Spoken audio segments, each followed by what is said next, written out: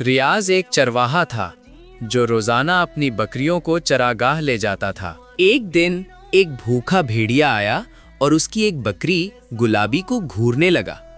ریاض دور تھا، جیسے ہی بھیڑیا قریب آیا، گلابی نے اچانک اپنے تیز سینگوں سے اس پر حملہ کر دیا۔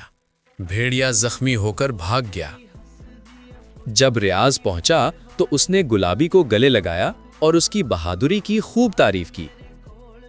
ایک دن ایک تاجر ریاض کے پاس آیا اور کہا کہ وہ اس کی بکریاں خریدنا چاہتا ہے، لیکن بہت کم قیمت پر۔ ریاض نے ایک ترکیب سوچی۔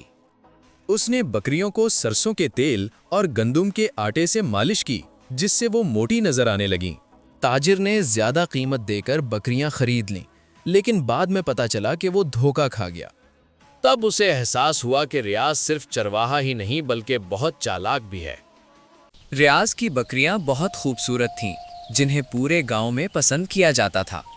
ایک دن کچھ چور آئے اور بکریوں کو چرا کر لے جانے لگے، لیکن ریاض نے پہلے ہی جال بچھا رکھا تھا۔ اس نے بکریوں کے گلے میں خاص گھنٹیاں باندھی تھیں جو ایک خاص آواز نکالتی تھیں۔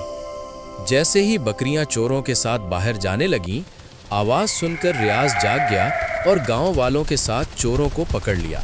چوروں کو سبق مل گیا کہ عقل مند چرواہے کو دھوکہ دینا آسان نہیں۔ ریاض کی سب سے شرارتی بکری ببلی تھی، جو ہمیشہ ادھر ادھر چھلانگیں لگاتی رہتی تھی۔ ایک دن وہ دریا کے قریب چلی گئی اور پانی میں کودنے لگی۔ ریاض نے روکا مگر وہ نہ مانی۔ جیسے ہی وہ پانی میں گری، ایک بڑی مچھلی نے اسے پکڑنے کی کوشش کی، لیکن ببلی نے جلدی سے اپنی ٹانگیں ماری۔ ریاض نے آ کر اسے بچایا اور اسے پیار سے سمجھایا کہ ہمیشہ بڑوں کی بات ماننی چاہیے۔ ایک دن بادشاہ نے اعلان کیا کہ جو بھی اسے سب سے انوکھی کہانی سنائے گا اسے انعام دیا جائے گا۔ ریاض بادشاہ کے دربار میں گیا اور کہا، میری بکریاں مجھ سے باتیں کرتی ہیں۔ بادشاہ نے حیران ہو کر کہا، ثابت کرو۔ ریاض نے کہا، جب میں ان کے پاس جاتا ہوں اور کہتا ہوں کہ چلیں تو وہ چل پڑتی ہیں، اور جب کہتا ہوں رک جاؤ تو رک جاتی ہیں۔